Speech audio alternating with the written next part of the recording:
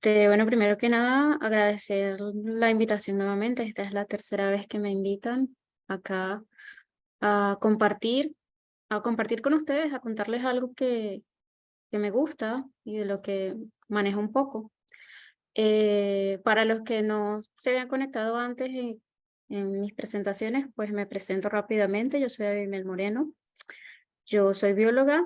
He trabajado varios años en investigación académica y actualmente me he dedicado en modalidad freelance a las tutorías en estadística, el análisis de datos enfocado en la investigación académica. Generalmente ayudo a estudiantes con su análisis de datos, incluso sí, en investigaciones. Bueno, hoy lo que les voy a hablar hoy o lo que les voy a dar es una breve. Espero que sí sea bastante breve introducción al uso de la estadística, porque bueno, el tema puede resultar pesado. Generalmente a la gente no le gusta la estadística, pero creo que es una herramienta bastante importante para aquellos que se dedican o tienen intención de, de dedicarse a la investigación. Entonces, bueno, traté de no hacerlo tan pesado, de que fuera. Sí, es así, eso, sencillo, ligero, entendible. Entonces, no nos vamos a volver unos expertos en estadística aquí, por supuesto, solo es una introducción.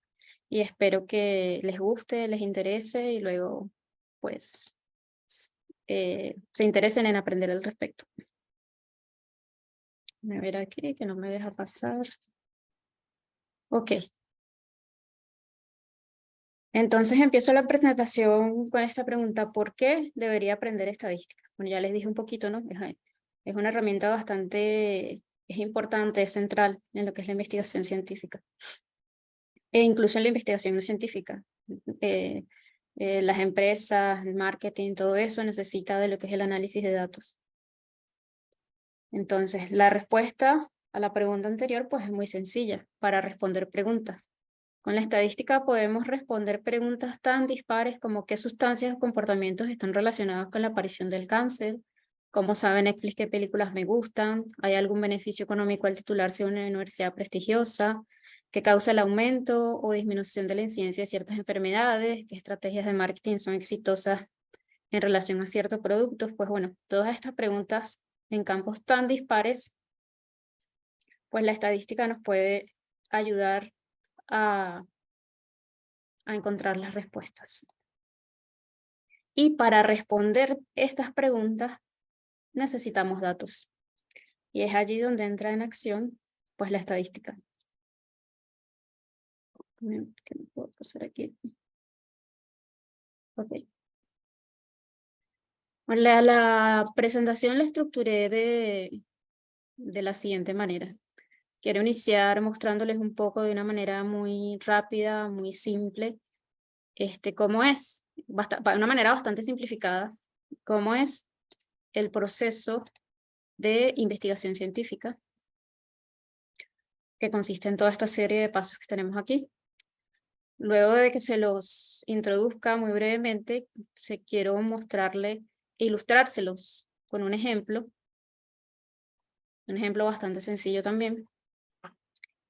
Y al final nos vamos a centrar en los últimos pasos de este proceso, que son los que atañen al tema, que es la recolección y el análisis de los datos.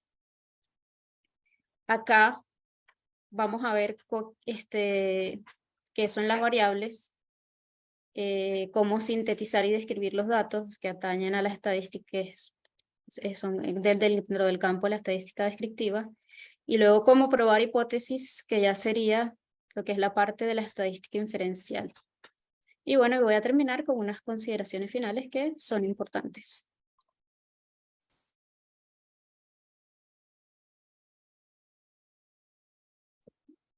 Ok, bien. Entonces iniciamos con el proceso de investigación científica. Bueno, este proceso empieza con una observación inicial, una pregunta de investigación. Quizás en mi trabajo del día a día observo algo que yo creo que necesita una explicación y me voy a la literatura y veo que, pues, que aún no hay nada al respecto y entonces yo creo que, bueno, debería encontrar una respuesta a esto que yo estoy observando. O puede ser que estoy revisando la literatura en un tema que me interesa, en un tema que yo trabajo y veo que hay vacíos de información. Entonces genero esa pregunta inicial de investigación. Luego me voy a la teoría respecto al tema, nuevamente revisando todo lo que hay en la literatura, posibles teorías para explicar esa pregunta que me he hecho. A partir de esa teoría, genero mis hipótesis. Y aquí en este punto donde genero mis hipótesis, identifico qué variables voy a medir y cómo las voy a medir. Bueno, se supone que a partir de esas hipótesis yo debería poder hacer ciertas predicciones. En el siguiente paso, pues bueno, ya tengo planteada mi hipótesis, ya tengo clara qué variables voy a medir y cómo las voy a medir, pues bueno, procedo a recolectar los datos, que bueno, implica esto que ya hemos dicho, medir esas variables que identifiqué en el paso anterior. Y finalizamos con el análisis de los datos. Aquí describo, sintetizo, hago gráficos y hago modelos estadísticos para probar mi hipótesis. Y es aquí en este paso final donde podría yo conseguir una explicación a esa pregunta, una respuesta a esa pregunta, a esa observación inicial que hice, que podría concordar o no con mi hipótesis inicial, ¿sí? Puede que no concuerde, entonces eso me devuelve nuevamente a la teoría.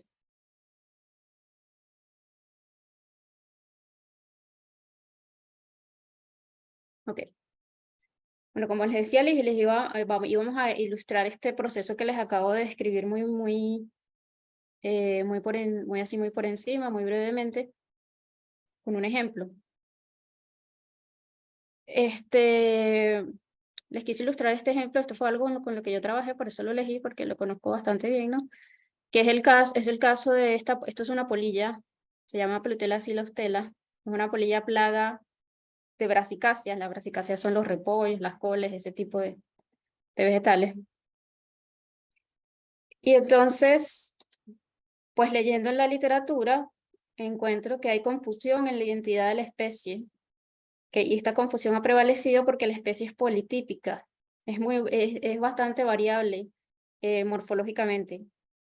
Además, hay otras especies de Plutela descritas de diferentes partes del mundo, aunque la mayoría de ellas morfológicamente distintivas y probablemente no tan importantes como plagas de cultivos, que pueden haber sido identificadas erróneamente como Plutela silostela por personas que no son taxónomos. Los taxónomos son las personas que se dedican a la clasificación de los organismos.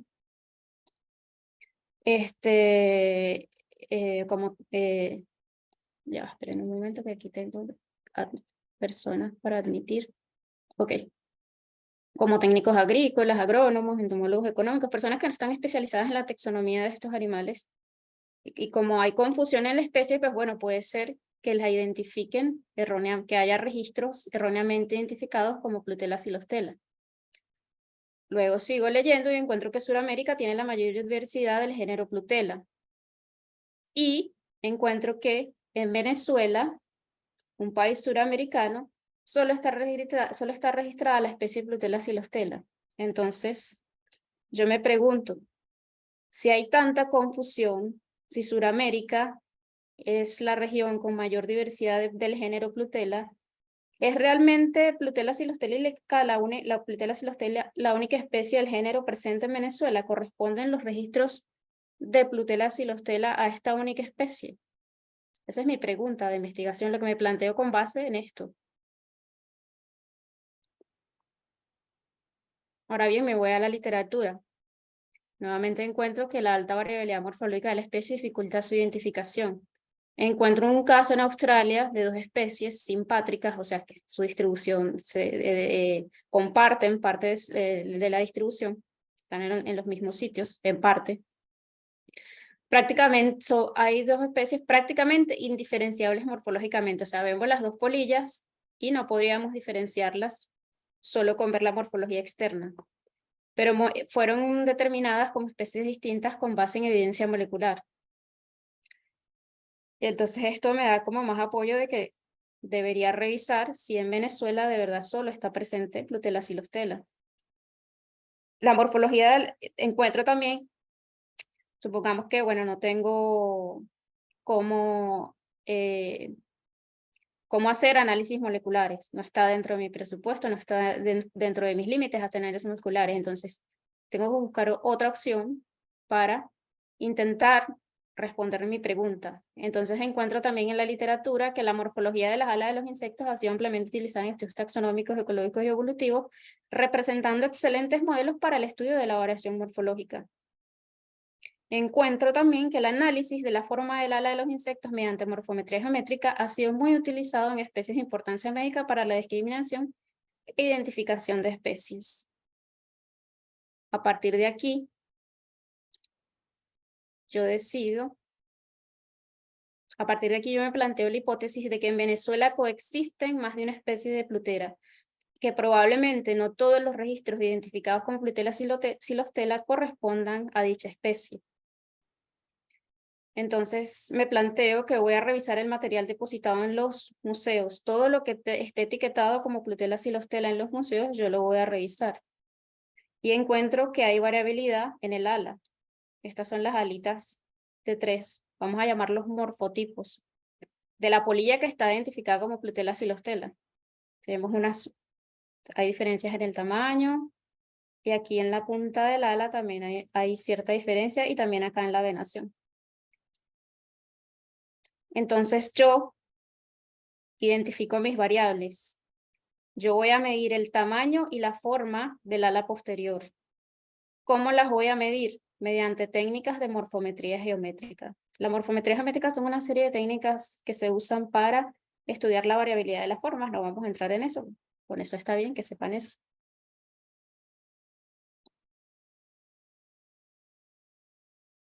Ahora bien, mido mis variables. Esta es más o menos la manera como uno las mide en un programita. Uno marca algo que ya se llama hitos, que son homólogos en todas las estructuras que estoy, en todas las alitas que estoy comparando. Y esto me va a dar las variables de la forma. Cada uno de estos puntitos tiene unas coordenadas.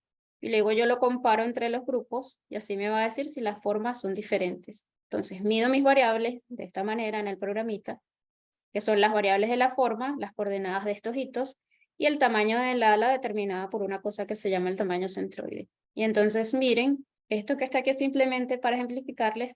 Luego que yo mido mis variables, tengo esto. Esto es una matriz de datos de todo lo que medí. Pues es así, yo no puedo concluir nada allí, ¿verdad? Esos son un montón de números. Y entonces yo hago uso de las herramientas que la estadística me da y llego a esto. De esa tabla que pasé allí, de donde no podía sacar conclusión alguna, yo llego a esto, ¿sí?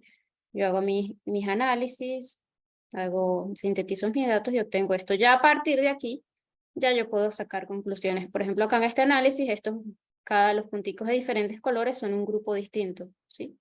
Entonces aquí yo puedo decir, en la forma del ala, el grupito de este verde que es el 1 y el grupito de este morado, pues hay indicios de que son diferentes en lo que es la forma del ala, porque no se solapan, ¿sí?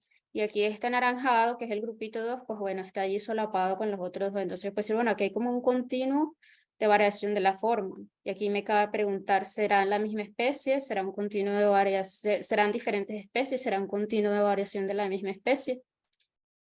Acá tengo lo que es, por ejemplo, el tamaño del ala, que también yo he puesto son los machos, y estas son las hembras, y estos son los grupitos. Y yo digo, mira, por lo menos aquí en las hembras del grupo 1 y 2 definitivamente son distintas. Ya, esto lo vamos a ver más adelante qué es esto. Son distintas, entonces, considerando que el tamaño tal vez es importante para discriminar especies y que esto no se solape, bueno, podría ser que sí estoy en presencia de más de una especie.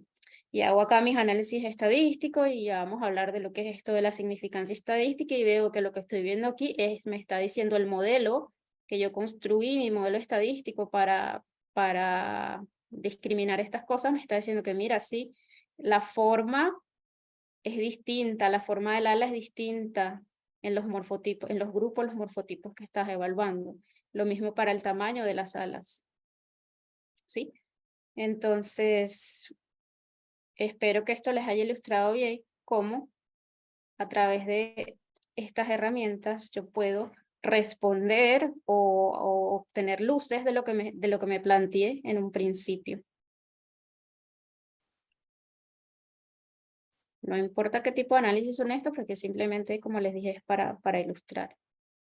Sí, Abimel, Ajá. disculpa, en chat, Rosendo Huerta coloca la siguiente pregunta. Ah, ok, ok. ¿Con qué técnica o herramienta selecciono las mejores variables y su impacto en los resultados? ¿No? Así como la cantidad de muestra para poder dar conclusiones asertivas o de mucha desviación estándar. Ok, bueno, eso lo vamos a estar viendo un poquito más adelante. La idea con el ejemplo era, bueno, ya les dije, ilustrar cómo es el proceso y cómo de útiles son estas herramientas para, este, para eso, para responder los problemas que me estoy planteando. Sobre la selección de variables, pues eso va a depender de tu problema, ¿sí? De lo que tú estés estudiando. Y pues tú vas a revisar tu literatura y tú siendo conocedor del tema vas a seleccionar qué variables deberías medir. La cantidad de la muestra sí se estima por técnicas estadísticas. Vamos, más adelante cuando veamos lo que es el proceso de inferencia estadística, allí en uno de esos pasos está calcular el tamaño de la muestra. ¿Sí? Ya lo vamos a ver un poquito más adelante. Pero esto de técnica para seleccionar las variables, pues eso sí tiene mucha relación con tu campo, con lo que tú estás estudiando. Y, por ejemplo, si, bueno, tú tienes un montón de variables que me diste y quieres ver cuáles son las que mejor explican lo que tú quieres explicar, bueno, pues hay técnicas estadísticas que te ayudan a decidir cuáles son las variables que mejor explican tu fenómeno, ¿sí? Pero eso ya es como un poquito más avanzado para lo que vamos a ver hoy, porque ya sería entrar en técnicas estadísticas específicas. Eso no es lo que vamos a ver hoy, porque hoy es tener una visión general de cómo funciona la estadística y lo útil que es saber, saber hacer estas cosas y entender, sobre todo entender. ¿Sí? Eh, te respondí a tu pregunta, Rosendo. Bueno, se me olvidó decirle, siéntanse libres de interrumpir. O sea, si tienen alguna duda, pueden hacerlo. No tienen que esperar hasta el final porque el tema puede llegar a ser bastante denso. Entonces, si por si acaso nos pasamos, llegamos justo a la hora, pues siéntanse libres de intervenir y preguntar lo que no entiendan o alguna duda que tengan. Espero que haya sido de utilidad la respuesta para Rosendo y vamos a continuar. Ok, ya va, que estábamos diciendo. Ok. Bien, aquí. Déjeme aquí, lo veo. Exacto, Rosendo. Más adelante vamos a hablar de distribuciones. Ok, entonces sigamos. A ver aquí que no se me haya perdido ningún punto importante porque luego nos perdemos. Bueno, ok. Ahora que tenemos una visión general de lo que es el proceso de investigación y cómo es. O sea, no es opcional, cómo necesitamos saber estadísticas si nos vamos a dedicar a esto, a responder preguntas, ¿sí? Es necesario que sepamos estadísticas. Ajá. Viene pregunta, ¿existe un programa? Sí, sí. De hecho, ustedes no van a hacer absolutamente nada a mano. Hay software que les hacen todo esto. Pero vamos a ver al final que cualquiera con una computadora, estos software y unos datos puede hacer estadística. Pero es importante que ustedes entiendan lo que están haciendo.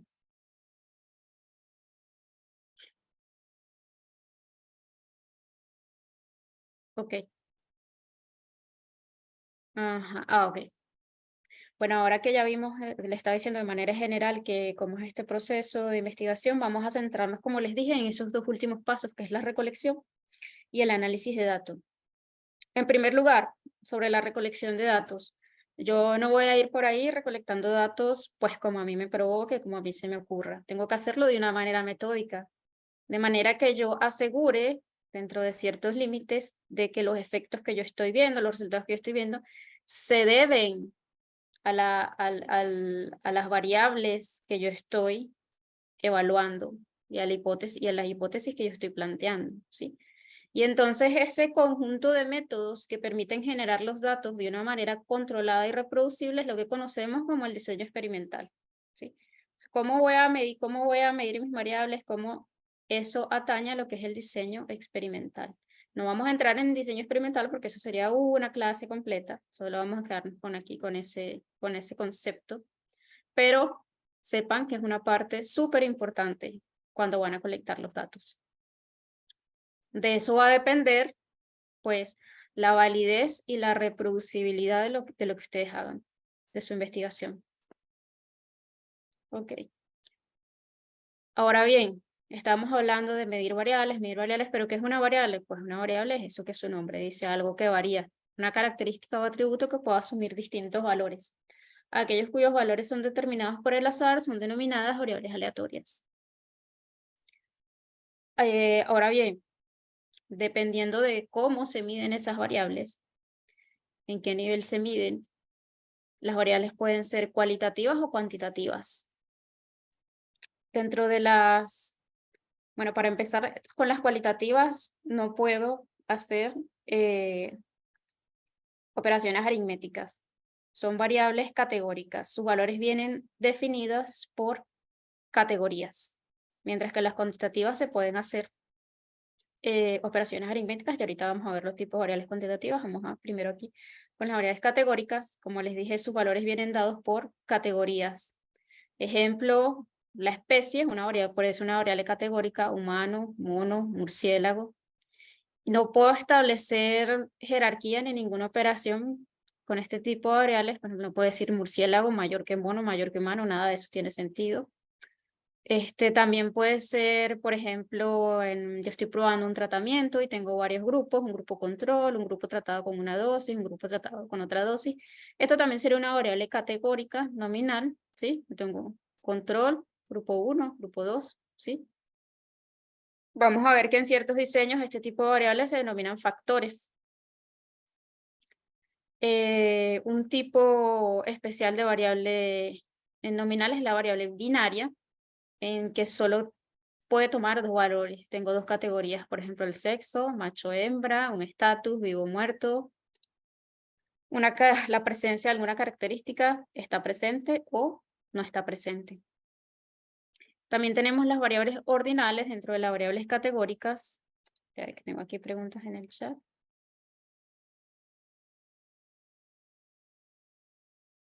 Sí, Stata y MATLAB son dos ejemplos de software. Hay muchos. Uno archiconocido es SPSS, que si a ustedes les interesa, van a hacer algún análisis y no tienen experiencia con software, SPSS es una buena opción porque tiene una interfaz muy amigable. Para hacer todos estos análisis clásicos es bastante sencillo, con unos clics. Entonces puede ser una buena opción. R es excelente, pero bueno, R es un lenguaje de programación, hay que aprender un poquito del lenguaje primero antes de poder hacer estadística en él. También otros programitas quizás menos conocidos, como está PAST. El PAST es chévere, es un ejecutable muy liviano. Hay gente que no le gusta, pero a mí me parece muy bien. Tiene muchos de estos análisis estadísticos que se usan comúnmente, te hace los gráficos, y también tiene una interfaz muy amigable. Ya ahorita en la siguiente diapositiva vamos a hablar de esa otra clasificación de las variables. ¿Sí? Ok, quedamos en las variables ordinales, ¿verdad? Las variables ordinales también son categorías, pero existe una jerarquía entre los niveles, entre las categorías de la variable. Por ejemplo, los ratings: excelente, bueno, malo. Aquí yo sé que excelente es mejor que bueno, y que bueno es mejor que malo, y que malo es mejor que muy malo. Lo que no sé es una magnitud de esa diferencia, ¿sí? No sé cuál es la diferencia entre excelente y bueno en términos de magnitud. Lo que es diferente cuando la variable es cuantitativa, ¿sí? Las cuantitativas pueden ser continuas o discretas. Las continuas pueden tomar cualquier valor en la escala de medida. Es decir, pueden tener números decimales, por ejemplo, el peso, la estatura, el volumen, el tiempo, ¿sí? Un individuo puede pesar 50.5 kilos. Tiene todo el sentido. También sé que la diferencia entre un individuo que pesa 50 y uno que pesa 54 son exactamente 4 kilos, ¿sí?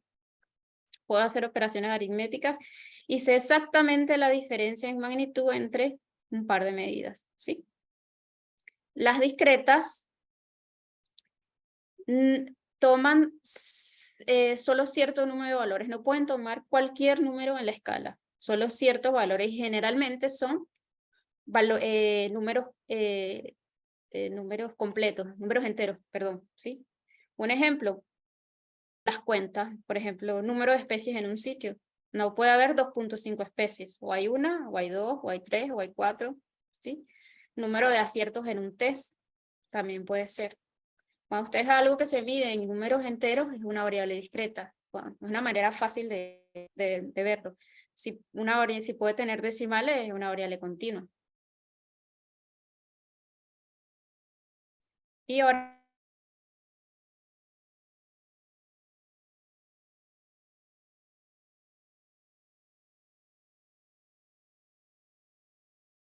pregunta, mi hipótesis pueden ser independientes, también las pueden ver por ahí como predictoras, ¿sí?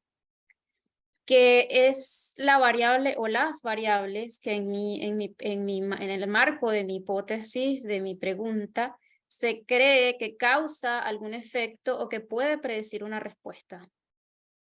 Puede predecir una respuesta en dónde o que causa algún efecto en dónde, pues en la variable dependiente o la variable respuesta, que es la que se cree que es afectada por los cambios en la variable independiente o que puede cambiar como una función de los cambios en el predictor. Entonces, la variable dependiente es la que depende de esta, de la independiente. En el ejemplito que habíamos visto sencillo de las polillas, que me preguntaba, ¿existen diferencias en la forma y tamaño del ala posterior en los tres morfotipos de la polilla de Plutela silostela identificados en los ejemplares revisados en Venezuela? Yo tenía 3 grupos, grupo 1, grupo 2 y grupo 3, que diferencié con una revisión preliminar de la morfología externa. Revisé las alitas, había diferencias y yo clasifiqué estos 3 grupos.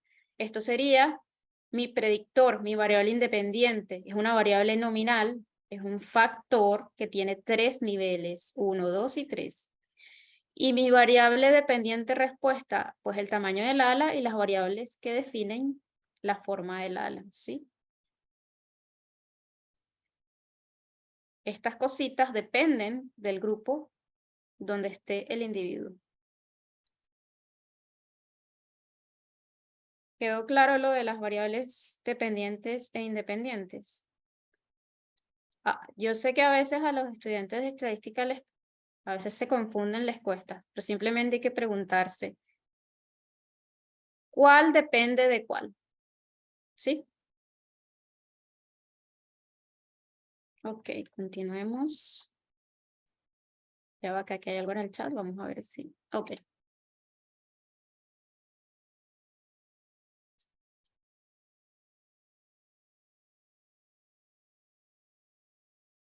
Ya va, ¿qué me pasó aquí? Ahora sí.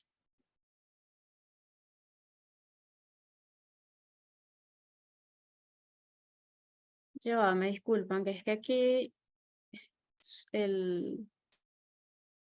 Ajá, ya lo oculté.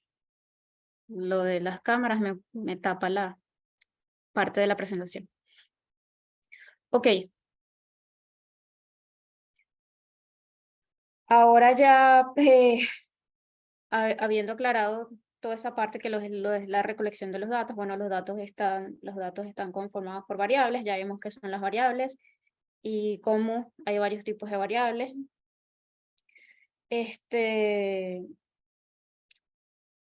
Ahora vamos a pasar a lo que es como tal, cómo analizar esas variables para obtener las respuestas que queremos.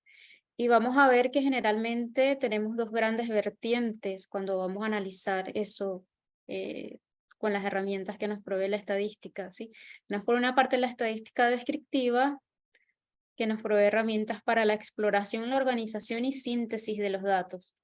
Aquí tenemos, por ejemplo, las construcciones de distribuciones de frecuencias, que son los histogramas, las medidas de tendencia tendral, las medidas de dispersión y algunos grafiquitos que nos pueden servir para ver patrones. Aquí podemos ir viendo patrones en los datos, ya desde la estadística descriptiva, eso nos puede ir dando luces de ciertos patrones que se están manifestando en los datos. Y por otra parte tenemos, por la otra vertiente, es la estadística inferencial, que consiste en la generalización de atributos, características, fenómenos de las poblaciones a partir de muestras y hace uso de la probabilidad. Aquí entran en juego dos conceptos importantes que son el parámetro y el estimador. El parámetro es el atributo de la característica de la población, pero vamos a ver que generalmente estas poblaciones en las que estamos interesados pues son infinitamente grandes, no podemos medirlas todas, entonces lo que hacemos es que las muestreamos, tomamos un subconjunto de la población que se supone que es representativo de esa población y a partir de esa muestra estimamos el parámetro y ese número que tenemos, pues valga la redundancia, es el estimador. Y aquí dentro de la estadística diferencial también son las pruebas de hipótesis. Aquí vamos a ajustar nuestros datos a los modelos estadísticos para hacer las estimaciones de estos parámetros e incluso poder hacer predicciones, determinar relación entre variables. Todo esto lo hacemos a través del ajuste de estos modelos estadísticos. Bueno, cabe destacar aquí que no es que voy a elegir una u otra, no. Todo esto en conjunto es necesario siempre que estamos haciendo nuestro análisis de los datos. Generalmente empiezo por aquí, en mi estadística descriptiva, y luego voy a hacer la inferencia.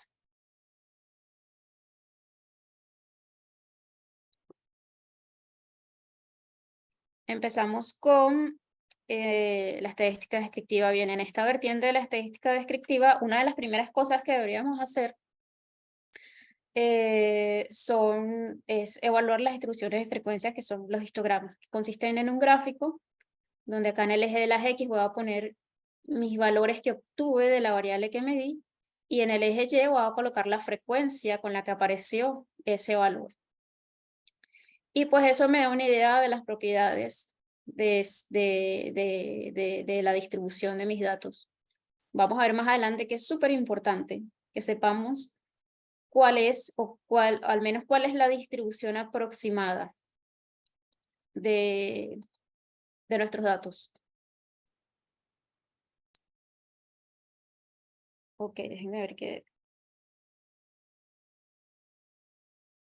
Ah, bueno, aquí, sí. Esta distribución que ven aquí es la archiconocida distribución normal. Es una distribución en forma de campana, ¿sí? Simétrica, donde más o menos tiene la misma proporción de los datos están hacia la derecha y hacia la izquierda de la media, y la mayor concentración de los datos están acá alrededor de la media de la población. Es una distribución bastante importante en lo que son las técnicas estadísticas clásicas. Acá, esto que le tenía aquí, bueno, esto no es un ejemplito, que estos histogramas que tienen aquí, esto se hace en Excel fácilmente, suponiendo que tenía un grupo tratado con alguna droga, un control, y me dio alguna variable, y ahí hice mis histogramas, y veo que, bueno, ya por aquí yo sé que la distribución de mis datos es aproximadamente normal, que es más o menos simétrica, y otra cosa que veo aquí, si yo hiciera esto en un software quizá porque con unas capacidades gráficas mejor, puedo hacer el histograma junto en un solo gráfico y colocarlo en diferentes colores. Yo me daría cuenta de que, por ejemplo, fíjense aquí, este termina en 132.5 y este empieza en 129.5. Quiere decir que hay un solapamiento mínimo entre las distribuciones de los dos grupos. Entonces ya aquí yo podría estar diciendo, me parece que el grupo tratado y el grupo control son distintos, ya por allí solamente viendo las dos distribuciones.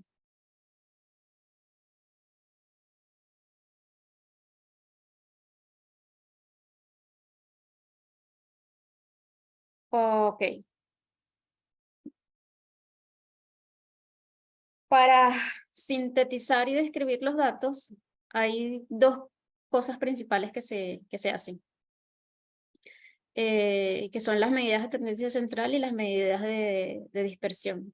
Las medidas de tendencia central pues nos dicen cuál es el centro de la distribución de los datos.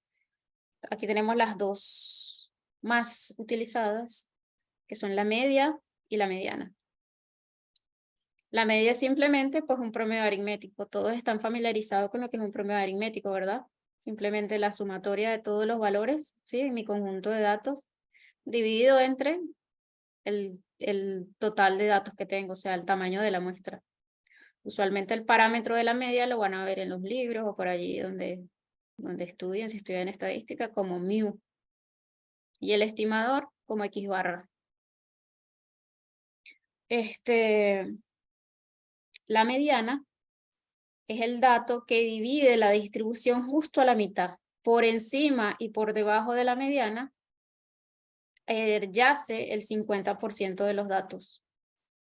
Esto de la mediana se calcula simplemente, ordenan los datos en forma ascendente, ¿sí? Y el valor que está justo en la mitad, fíjense que acá tengo 1, 2, 3 valores, 1, 2, 3 valores. La mediana de este conjuntico de datos sería 20. Por encima de la mediana está la mitad de los datos, por debajo de la mediana está la mitad de los datos. Cuando las muestras tienen tamaño par, pues tomo los dos números del centro, los que me dejen igual número a la izquierda, igual número a la derecha, tomo los dos, y saco un promedio aritmético de esos dos, y eso sería la mediana. Importante, la media es sumamente sensible a los valores extremos. Fíjense aquí, por ejemplo, en tengo este conjuntito de datos, fíjense, 3, 4, 4, 4, 12, y de repente tengo aquí un 65. Cuando yo saco la media, me da que la media es 12.7. La mediana de este mismo conjunto de datos sería 8. Luego, acá tengo el mismo conjuntito de datos, solo que cambié el 65 por un 10. Miren cuál es la media. Muy diferente de esta, ¿verdad? Y la mediana es 6. Fíjense que en este caso, donde no hay valor extremo, la media y la mediana son muy similares. Pero en el caso con el valor extremo, la media es muy diferente de la mediana. Y en este caso, pues la mediana no es muy diferente. La mediana no es sensible a los valores extremos, mientras que la media es bastante. Los valores extremos actúan como un imán para la media. Si el valor extremo está hacia los lados negativos, pues eso va a bajar la media. Si los valores extremos están hacia el lado positivo, pues eso va a alar la media hacia ese lado. Y si yo tengo una distribución que sesgada, ya vamos a ver que es sesgada, con valores y que tiene algunos valores extremos, pues la media no es un buen descriptor de tendencia central. En ese caso es preferible usar la mediana.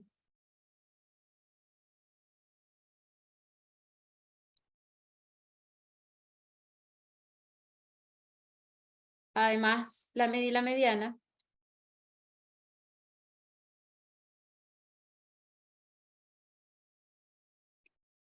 nos pueden dar información sobre la forma, las dos en conjunto nos pueden dar información sobre la forma de la distribución de los datos. Cuando la media es igual a la mediana, podemos inferir que esa distribución es simétrica, es una distribución simétrica. Lo vimos en el ejemplito anterior, sí, con esos numeritos sencillitos que la media y la mediana eran muy similares. Cuando la media está sobre la mediana, tenemos una distribución que está positivamente sesgada. O sesgada hacia la derecha, tiene una cola larga hacia la derecha. Quiere decir que tiene unos valores que son poco frecuentes hacia este lado, mientras que los valores frecuentes están más hacia este lado, ¿sí? Y quizá algunos valores extremos por aquí, muy infrecuentes. Cuando ocurre lo contrario, que la media es inferior a la mediana, tenemos lo contrario, una distribución que está sesgada negativamente, tiene una cola larga hacia la izquierda. ¿Qué significa? Que tengo una cola larga, que tiene una serie de valores que son muy poco frecuentes, ¿sí? Mientras que este lado los valores más frecuentes están concentrados hacia la izquierda. En estos dos casos son casos de desviaciones de la distribución normal. Y esta distribución simétrica, pues ya hemos visto que es una distribución normal.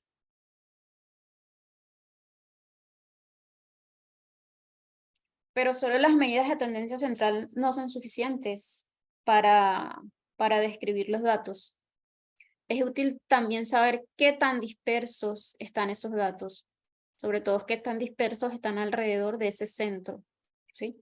Aquí tenemos 3 medidas de dispersión normalmente, que las van a ver normalmente. El rango, que es simplemente el número máximo menos el número mínimo, y simplemente me da eso, el rango, donde en los que está distribuido mis datos, mi variable. La varianza, que sí ya es una medida de cuán dispersos están los datos alrededor de la media. Fíjense que es un promedio de las desviaciones. Este XY es cada valor en el set de datos, en el conjunto de datos de mi variable. Y esto ya habíamos visto que era la media. Están elevados al cuadrado porque si no lo elevo al cuadrado, pues esta sumatoria de esos valores va a dar 0. Y están divididos entre el tamaño muestral menos 1 para que sea un promedio, ¿sí? Entonces es un promedio de cuán dispersos están los datos alrededor de la media. Pero ¿qué pasa con la varianza? Que tengo los valores elevados al cuadrado y pues es poco interpretable porque, por ejemplo, en el caso del tamaño de las alitas que estábamos viendo, tengo milímetros al cuadrado, pero es que yo estoy midiendo es tamaño. Milímetros al cuadrado, pues no tiene mucho sentido para interpretar. Igual si mi variable está en tiempo, minutos al cuadrado tampoco tiene sentido. Entonces, ¿qué hago? Pues saco la raíz cuadrada de la varianza y eso es la desviación estándar.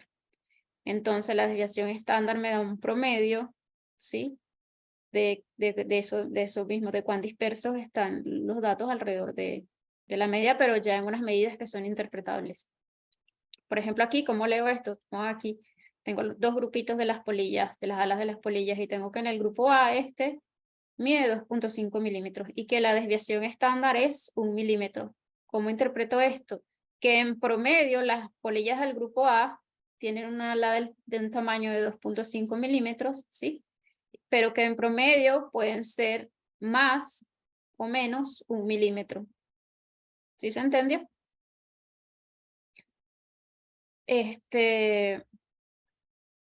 Otra cosa que quería resaltar aquí sobre la importancia de además añadir las medidas de dispersión es que fíjense aquí, supongamos que tengo que la media del grupo A es 2.5 y que la media del grupo B también es 2.5 y yo digo, bueno, son iguales, en promedio tienen un tamaño de ala similar. Pero cuando veo la desviación estándar, fíjense que esta tiene 1 milímetro y la otra, ya tengo un mensaje aquí en el chat. Ok. Y la otra tiene en promedio una desviación estándar de 5 milímetros. O sea que el tamaño de estas varía muchísimo más que las de estas. Entonces quizás en este caso la media no sea un buen descriptor de las polillas, del tamaño de las polillas de este grupo, porque tiene una variabilidad mucho más alta. Entonces en realidad lo que yo estaría viendo en un ejemplo así es esto, dos distribuciones así. Una con mucha variabilidad, una con poca variabilidad. Entonces, estos grupos, si yo veo la media, son iguales, pero no son iguales cuando veo la variabilidad. Para un ejemplo más de la vida cotidiana, supónganse que tienen un servicio de libre de comida, empresa 1, empresa 2, y ustedes ven en las estadísticas que ambos tienen en promedio 30 minutos hasta que reciben la entrega. Y usted dice, bueno, los dos son igual de buenos, ¿no? Si en promedio tienen el mismo. Pero cuando vemos las desviaciones estándar, la desviación para el primero es 15, para el segundo es 120 minutos. O sea que así como en promedio se podría tardar 120 minutos, también en promedio se podría tardar unos 150 minutos. ¿Sí? Entonces no son igual de buenos los servicios. La variabilidad también es importante en procesos de control de calidad. Por ejemplo, cuando se están fabricando partes que se ensamblan. Se quiere o se desea que la variabilidad, ¿sí?, en las dimensiones de esas partes sea mínima, porque entonces después el proceso de ensamblaje fallaría.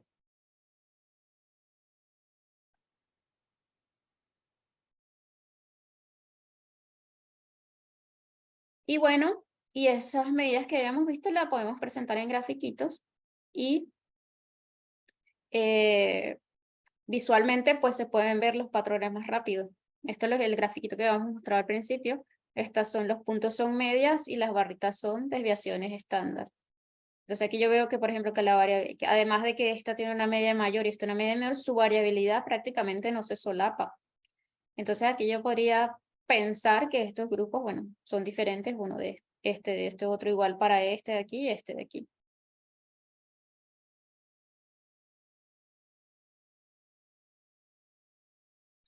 Bien, ahora vamos a entrar en lo que es la estadística inferencial.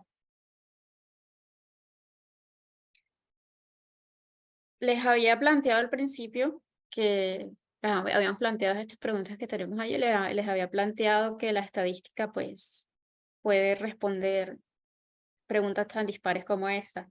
Aquí vamos a hacer una acotación o vamos a ajustar, a modificar esa afirmación del principio, y es que la estadística no puede probar nada con certeza. Su poder reside en la observación de patrones,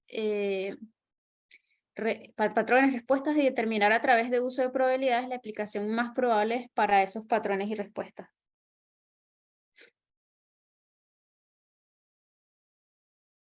Como habíamos visto, la estadística inferencial es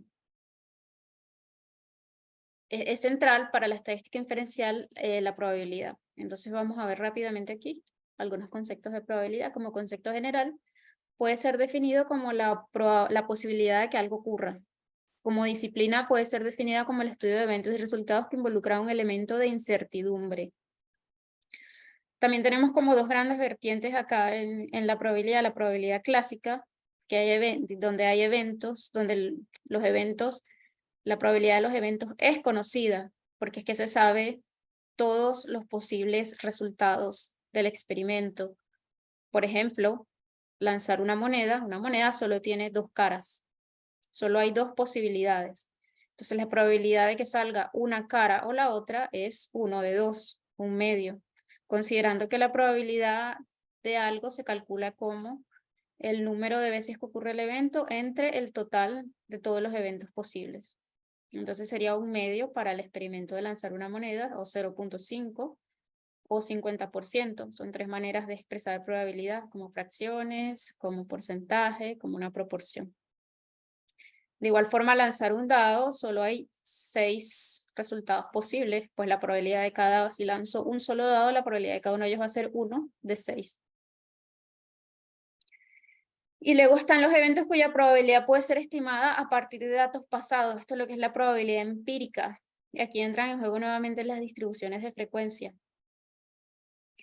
Estas pueden ser también utilizadas, pueden ser vistas en términos de probabilidad. Me sirven para estimar la probabilidad de los eventos que yo estoy estudiando. Supongamos que esto es la distribución de frecuencia de que yo estoy estudiando un animal X y mi variable que yo medí es el peso de ese animal. Estos son todos los valores que yo obtuve, son un peso en gramos, ¿sí? Y estas son las frecuencias con las que aparecieron cada uno de esos pesos en los animales que yo medí. Y entonces yo me podría preguntar cuál es la probabilidad con esta distribución de frecuencia, cuál es la probabilidad de encontrar un animal que pese 35 gramos. Pues la probabilidad vendría dada por la altura de esa barra, ¿sí? Su frecuencia, dividida entre el total de todos los animales que medí. Esa sería mi probabilidad empírica, ¿sí? Asimismo, podría preguntarme cuál es la probabilidad de que un animal pese entre 35 y 40 gramos. Pues lo que tendría que hacer es sumar todas las alturas de estas barras y dividirla entre el total de todos los animales que medí, y me daría una idea de cuál es la probabilidad de encontrar un animal que pese entre 35 y 40 gramos. Y entonces cabe preguntarse, ¿podría obtener una idea de la probabilidad de que un valor de la variable de interés ocurra a partir de su distribución de frecuencia? Podría yo plantearme, bueno, puedo medir cualquier cosa y construir las distribuciones de frecuencias y estimar las probabilidades, pero eso sería bastante tedioso y complejo. Afortunadamente, los estadísticos, gente muy inteligente, identificaron distribuciones que son comunes.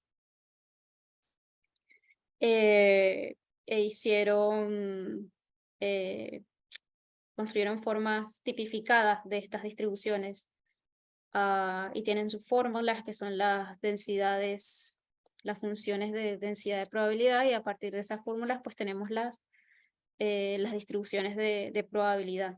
Y a partir de aquí podemos calcular la probabilidad de ocurrencia de un valor dado o un rango de valores dados en nuestras variables a partir de estas distribuciones. Por eso tenemos que saber muy bien qué distribución aproximada tienen las variables que estamos midiendo, porque luego nosotros vamos a usar estas distribuciones que ya están hechas, ¿sí? Que ya están tipificadas. Entonces, nuestros datos deben aproximadamente seguir ciertas distribuciones. Bueno, y ciertas características, fenómenos, sí, es sabido que ciertas características o fenómenos siguen ciertas distribuciones. Por ejemplo, si yo estoy midiendo el número de ocurrencias desde cierto evento X en intervalos de tiempo o por áreas, se sabe que ese tipo de fenómenos siguen, por ejemplo, una distribución de Poisson. Muchas de las cosas que medimos siguen una distribución normal. Otras distribuciones, aparte de la distribución normal que ya hemos visto, ya que tengo aquí un mensaje en el chat.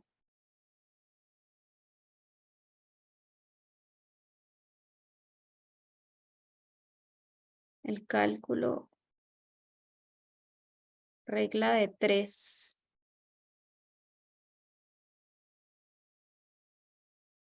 No, nunca he calculado una probabilidad con una regla de 3, no lo sé. Entonces, como les venía diciendo, estas son otras distribuciones conocidas y que si estudian estadística porque les hace falta, porque les gusta o porque van a hacer alguna investigación y tienen que hacer estadística, estas son otras distribuciones que van a ver en los libros de estadística, la chi cuadrado, la t de student, la f, aparte de la distribución normal. Las que les acabo de decir, la distribución de Poisson, la distribución binomial. Aquí no se los puse, pero para no alargar mucho la cosa, pero hay distribuciones de probabilidad continua y distribuciones de probabilidad discreta. Por ejemplo, la binomial y la Poisson son discretas. La normal es continua. Cuando son continuas, yo no puedo obtener el valor de una probabilidad. No puedo obtener el valor de la probabilidad para un valor dado, sino para áreas. El área bajo la curva me dice la probabilidad pues bajo esa zona.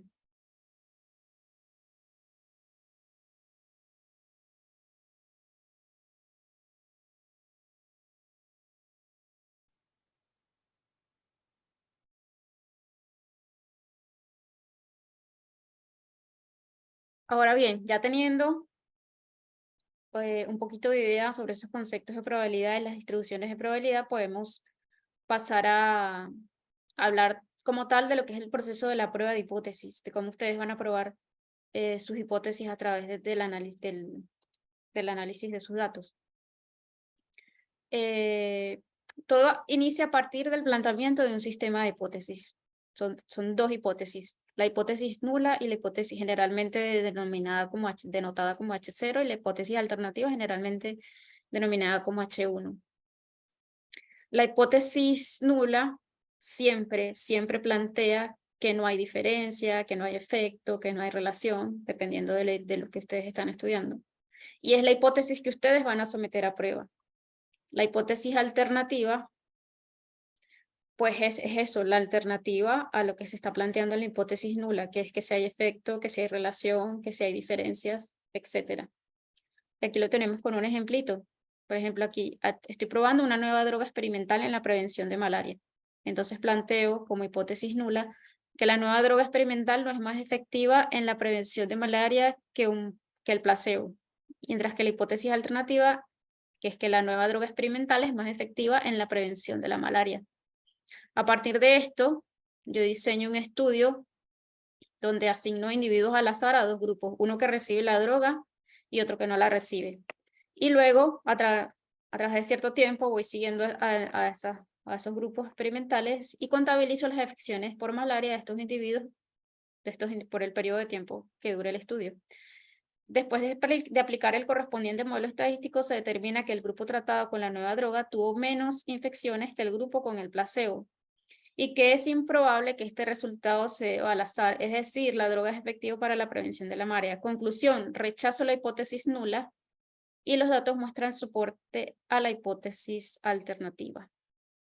Ajá, pero ahora, ¿cómo hice esto? ¿Cómo llegué a esta conclusión? ¿Cómo rechacé la hipótesis nula? Pues como dice aquí, a través de un modelo estadístico.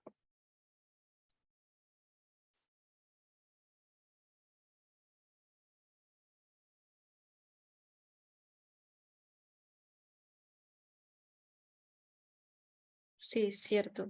Cierto lo que dice Ulises. Me disculpan que creo que hubo una pregunta por allí que no respondí, pero es que estamos ya bastante cerca de la hora y no quiero quitarles su tiempo en exceso. A través de un modelo estadístico.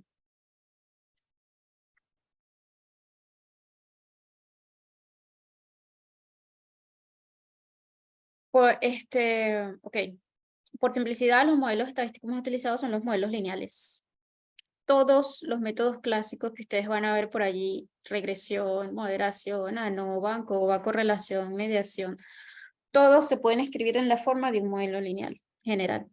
Y todos tienen esta forma que ven aquí. El outcome, o sea, la respuesta a la variable dependiente es igual a un modelo que intenta explicar esa variable más un componente de error.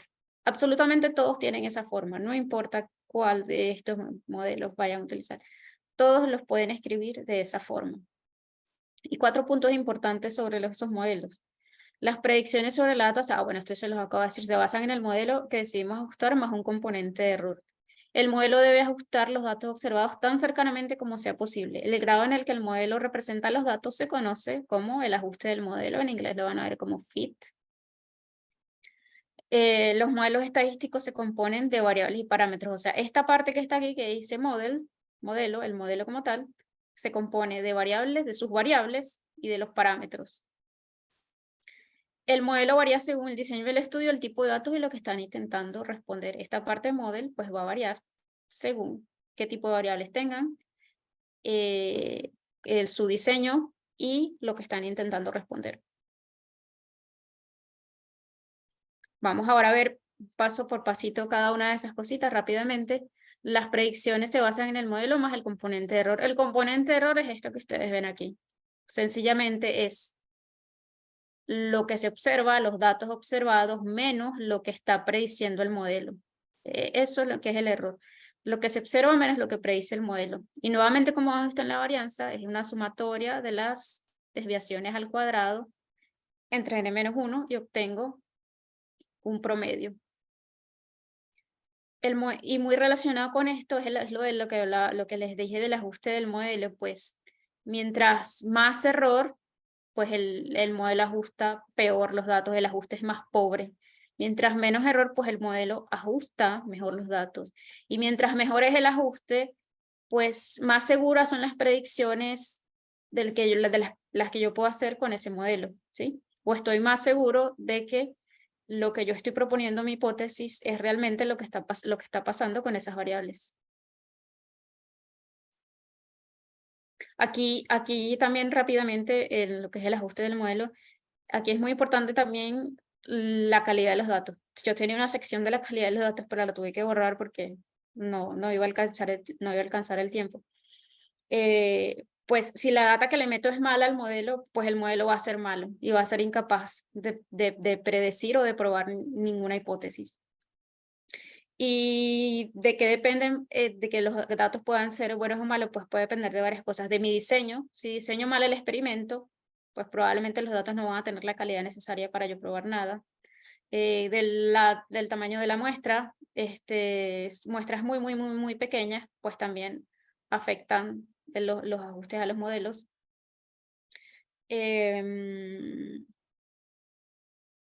Bueno, por ahora me voy a quedar con esas dos. porque todavía nos faltan unas poquitas diapositivas más. El tercer punto era que los modelos los modelos están, esa parte que decía modelo, se compone de variables y parámetros. Algunos parámetros comunes que nos interesa estimar son la media, ¿sí? Denotada como mu por la letra griega mu. Van a ver que los parámetros los denotan generalmente con letras griegas. El coeficiente de correlación, rho, los coeficientes de regresión, beta, son algunos de los parámetros que generalmente estimamos en esos modelos estadísticos. Nuevamente aquí hablamos de estimadores y parámetros porque, bueno, los parámetros son, como les dije, son los atributos de la población, son invariables, pero nosotros no podemos medir toda la población. Generalmente estamos interesados en poblaciones, qué sé yo, de animales, de plantas, las poblaciones de humanos, y no podemos medir las poblaciones enteras.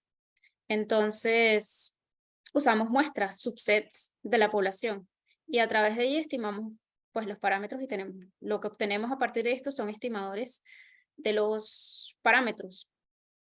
Ahora bien, si lo que estoy haciendo es una estimación del parámetro real que desconozco, o yo necesito tener una medida de qué tan buena es esa estimación del parámetro, ¿sí?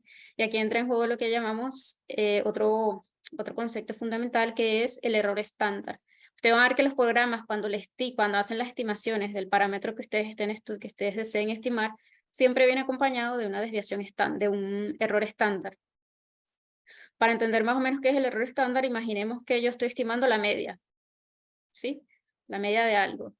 Y yo muestreo repetidamente la población, diferentes muestras. A cada muestra que muestreo le calculo su media, ¿sí? Entonces, todas esas medias que voy a obtener se llama la distribución de medias muestrales. Obtendría yo una distribución por una distribución de medias muestrales. Cada una de estas barras es una media de cada una de estas muestras, ¿sí? Y la media de esa distribución muestral, pues sería la media de la población. Y la desviación, lo que yo vimos de la desviación estándar, ¿sí? de esta distribución muestral representaría qué tan buen descriptor es la media de esa población de esta distribución.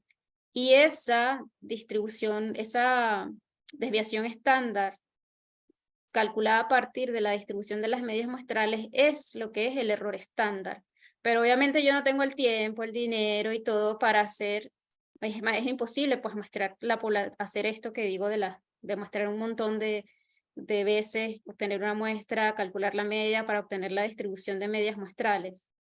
Otra vez los estadísticos, pues ya obtuvieron la solución. Ellos probaron algo que se llama el teorema del límite central, que con muestras suficientemente largas, por regla general, mayor a 30, ¿sí? Esta desviación estándar de la distribución de medias muestrales primero, la media de esa muestra grande es aproximadamente la media poblacional. Y segundo, que ese error estándar se puede estimar a través de esta fórmula que está aquí, que es simplemente la desviación estándar de la muestra entre la raíz del tamaño muestral. Ahora, vamos a ver finalmente, ya con todos esos conceptos en mente, podemos ya ver bien cómo funciona lo de lo que es el Null Hypothesis Testing, o prueba de la hipótesis nula. Primero establecemos un nivel de significancia que llamamos alfa. Esto también se conoce como el error tipo 1, que es el error de rechazar una hipótesis nula que es cierta, es decir, concluir que hay un efecto cuando no lo hay. Eso lo establezco yo. ¿Cuánto estoy dispuesto yo o cuánta probabilidad estoy dispuesta yo a someterme a este error? Esto generalmente se elige mecánicamente y ustedes van a ver mucho que el alfa siempre es 1 o 5%.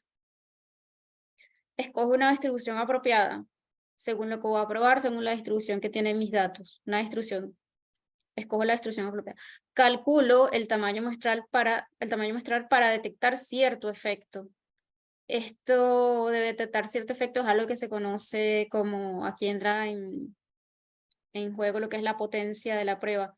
Esto también ya es otro concepto que no alcanza tiempo para ver, pero una vez que yo tengo la distribución, ya también hay fórmulas, dependiendo de la distribución y el tipo de test que yo voy a utilizar, ya hay fórmulas para calcular el tamaño muestral que yo necesito para detectar cierta magnitud del efecto. ¿cuál magnitud del efecto quiero yo detectar? Eso va a depender también de lo que yo estoy estudiando. Y a lo mejor hay información en la literatura, yo puedo recuperar información en la literatura desde más o menos cuál es el efecto que se debería detectar, la magnitud del efecto que se debería detectar. Calculo el estadístico según la distribución escogida. ¿Cómo voy a calcular el estadístico? Miren, los estadísticos para todos esos modelos tienen esta forma. Para el modelo general siempre son un ratio signal to noise, es decir, efecto sobre error. Para la significancia del modelo siempre es la varianza que explica el modelo sobre la varianza que no explica el modelo. Esto es simplemente efecto sobre error. Para el tamaño de los parámetros que estoy estimando, es también un signal to noise ratio. Es el tamaño del parámetro entre la variación del parámetro, que es el error estándar, que ya lo vimos. Sí, entonces efectos sobre error. Todos los estadísticos que ustedes van a estar viendo en estas pruebas clásicas tienen esta forma. Voy a variar un poco cómo calculan esto, pero todos tienen esa forma. Una vez que tengo mi valor del estadístico, ¿sí? Yo voy a ver cuál es la probabilidad que está asociada a ese estadístico. ¿Dónde? En mi distribución de probabilidad. Si yo sé que mis datos tienen aproximadamente, por ejemplo, una distribución normal, pues yo voy a usar la distribución normal para ver cuál es la probabilidad asociada a ese estadístico que obtuve. Y entonces aquí hay una regla sencilla. Si la probabilidad asociada a ese estadístico se conoce como p-valor, p-value. Entonces, si la probabilidad, el p-valor, es mayor al alfa, yo estoy aquí en esta zona de no rechazo. Entonces, yo no puedo rechazar la hipótesis nula, ¿sí? Si la probabilidad de mi estadístico, el p-valor, es menor que el alfa, estoy acá en esta zona, el área de rechazo. Yo rechazo la hipótesis nula. El p-valor se define como la probabilidad de encontrar un valor igual o más extremo que ese que encontré. Olvidémonos de esto de la RCA, supongamos que esta línea roja, aquí es donde cae el estadístico, el valor del estadístico que yo calculé. Pues el p-valor sería esta área que está aquí. La probabilidad, acuérdense que en las distribuciones de probabilidad, las áreas bajo la curva nos dan la probabilidad de encontrar un valor igual a este que yo encontré o más extremo hacia allá, hacia este lado, del valor que yo encontré.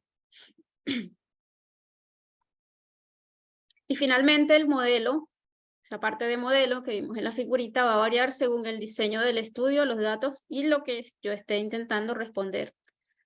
Acá tenemos entonces muy rápidamente un resumen de algunas pruebas. Aquí no están todas, por aquí por ejemplo faltarían los modelos de regresión.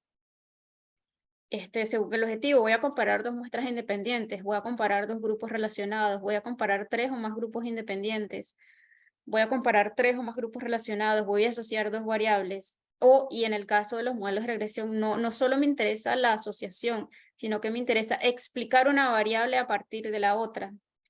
Porque algo que es muy importante tener siempre en mente es que la correlación no necesariamente es causalidad, ¿ok? En cambio, cuando tenemos un modelo de regresión, sí, ya ahí tenemos una medida de en qué medida una variable causa la otra. Y bueno, según el tipo de datos, si son numéricos, pues bueno, aquí tenemos una serie de pruebas dependiendo del objetivo. Si son numéricos, tengo, por ejemplo, una T para dos muestras independientes, una T de estudio para muestras relacionadas, una ANOVA de una vía, otra ANOVA de una vía, una correlación de Pearson. Si las variables son ordinales, tengo otro tipo de pruebas que son parecidas a estas, pero son una contraparte no paramétrica para datos que son numéricos, pero no son gaussianos. Gaussianos son normales. O sea, esa curva también se conoce como una distribución gaussiana o de Gauss. Y bueno, aquí están otras pruebitas dependiendo del tipo de datos. Fíjense que incluso, aunque yo no puedo, hablábamos de que no podíamos hacer operaciones aritméticas con las variables binarias, hay pruebas que me permiten comparar o asociar variables categóricas. Y ya como consideraciones finales, déjenme ver el tiempo. Sí, nos pasamos un poquito, pero ya aquí estoy terminando. Voy a leerles esto rapidito. Las herramientas en estadística son muy accesibles. lo que espero que se los dije ya cuando estábamos hablando, cualquiera con datos y una computadora puede hacer estadística sofisticada con solo unos clics. El problema es que si los datos son pobres y las técnicas estadísticas se utilizan incorrectamente, las conclusiones pueden ser muy engañosas e incluso potencialmente peligrosas. También entonces es bueno que que sepan estadística para cuando ustedes estén leyendo, quizá literatura científica, ustedes puedan ya con cierto criterio, ¿sí? Ser ya más críticos de lo que están leyendo, porque uno ve por ahí mucho, no, que tal cosa causa tal efecto en tal cosa, y cuando uno va y lee el trabajo, pues uno ya tiene cierto criterio para decir, bueno, no es tan así. Igual en las noticias, a veces, no, que tal estudio dice, y uno ve y la cosa está como manipulada, cuando uno va al trabajo, uno ve que no es tan así como dice, porque uno ya tiene ese criterio para discernir esas cosas. El método de prueba de hipótesis nula es el método dominante para probar teorías utilizando estadísticas. Si ustedes van y se ponen a leer literatura de lo que sea en que ustedes trabajan, se van a dar cuenta que este proceso que les expliqué es el método dominante, pero no es el único. Es atractivo porque ofrece un marco basado en reglas para decidir aceptar o no una hipótesis. Cualquiera puede seguir la regla, cualquier persona puede seguir la regla de que si P es menor a 0.05 es significativo y si P es mayor a 0.05 no es significativo. Esto lleva a errores, a concepciones erradas. Vamos a ver rápidamente algunos de estos. Error número 1. La significancia estadística no es lo mismo que un efecto importante. La significancia depende, porque es que la significancia depende del tamaño muestral. Si ustedes empiezan a aprender y a leer sobre esto, se van a dar cuenta que la significancia, esa probabilidad que ustedes obtienen, depende bastante del tamaño muestral. No se dejen engañar por la frase estadísticamente significativo. Un efecto muy pequeño y sin relevancia en el contexto del tema que está siendo investigado será estadísticamente significativo si grandes cantidades de datos son recolectados. Casi cualquier cosa puede llegar a ser estadísticamente significativo con muestras enormes. ¿Por qué? Bueno, se los voy a decir rápidamente. Acuérdense lo que les dije, cómo se calculaban los estadísticos, el signal to noise ratio, efecto sobre error, ¿sí? El error estándar. La variabilidad, ese error estándar tiende a disminuir a medida que la muestra es más grande. Entonces, si el error es más chiquito, ¿sí? Acuérdense que el error está en el denominador del estadístico, pues el estadístico va a ser más grande. Y mientras más grande sea ese estadístico, pues va a estar más a las colas de las distribuciones con probabilidades menores. Entonces van a encontrar significancia estadística. Error 2. Un efecto no significativo que significa que la hipótesis nula es cierta. No necesariamente, un resultado no significativo solo nos dice que el efecto no es lo suficientemente grande como para ser detectado dado el tamaño de la muestra. Nunca digan, o si están escribiendo o están dando alguna conferencia, algo que aceptan la hipótesis nula o que aceptan la hipótesis alternativa. La hipótesis nula o la rechazan o la mantienen. Y la hipótesis alternativa, pues pueden decir que sus datos soportan esa hipótesis alternativa que ustedes están planteando. Y ya, si esto sí es lo último. Un tercer error, un efecto significativo, significa que la hipótesis nula es falsa. Bueno, ya habíamos hablado de esto. Estos están basados en un razonamiento probabilístico. Pues un efecto significativo pues, puede decir que es altamente improbable que la hipótesis nula sea cierta, pero no necesariamente que es falsa. El mayor problema práctico creado por este método es que fomenta el pensamiento todo o nada. Ya hemos visto que si P es menor a este threshold, el efecto es significativo y si no, pues no lo es. Y con base en esto, imagina dos efectos basados en los mismos tamaños de muestra y uno tiene un P de este valor y otro P de este valor. Aplicando el receptor, tú vas a decir que el de este estudio es significativo y que el de este no. Y basado solo en una diferencia así tan chiquitita, pues es ridículo concluir de esa manera. Y ahora sí, terminamos. Gracias por su atención. Si tienen alguna preguntita, pueden hacerla.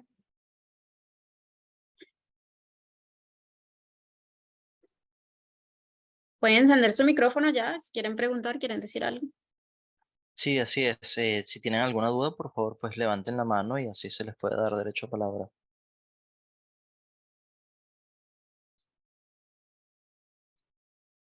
por lo menos en chat. Ya vemos varios mensajes de agradecimiento a Mimel. Justamente que mucha gente pues entendió el tema. Tenemos a Belian, así que adelante Belian. Sí, buenas noches. Buenas Como, noches. como usted decía ahorita, si le damos alguna droga a una persona, eso me ha dejado un poco como que necesito entenderla, ¿no? A una le damos una droga, a otro le damos un placebo, pero nosotros no siendo médicos, ¿cómo podemos hacer ese tipo de estadística? ¿O cómo llegamos a esos datos de quién está tomando el placebo y quién está tomando esa medicina X? Estoy un poco confundida. Eh, esos diseños generalmente se hacen, son diseños aleatorizados. Usted, de manera aleatoria, usted primero define que va a tener dos grupos, ¿sí? Uno que va a tratar con la droga, uno que va a tratar con placebo. Y entonces, tienes que asignar aleatoriamente a los dos grupos las personas que van a recibir el placebo y que van a recibir la droga. Porque si tienes algún criterio de selección de los que vas a poner en el grupo placebo y los que vas a poner en el grupo con droga, pues vas a crear un sesgo, vas a crear algún tipo de sesgo, y entonces los resultados que vas a ver probablemente puedan no ser necesariamente al efecto de la droga. Y bueno, y otra cosa, que este tipo de estudios, estos son estudios clínicos, eso tiene una serie de consideraciones éticas y tal, y no cualquiera lo puede hacer. Por ejemplo, yo no trabajo con eso. Ok, ok. Nosotros, o sea, nosotros haríamos una estadística en base al trabajo que realizamos. Sí. Ok, ok. Ahora me está más claro, gracias.